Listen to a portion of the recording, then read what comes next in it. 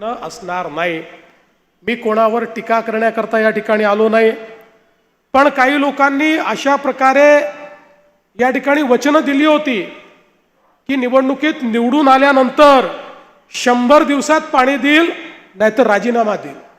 त्यांनी पाणी दिलं नाही आणि राजीनामाही दिला नाही. पण आपल्याला त्यांच्याबद्दल काही म्हणायचं नाही, मी कोणावर टीकाच करत नाही. मी तर विकासाबद्दल बोलण्याकरता या ठिकाणी आलो आहे.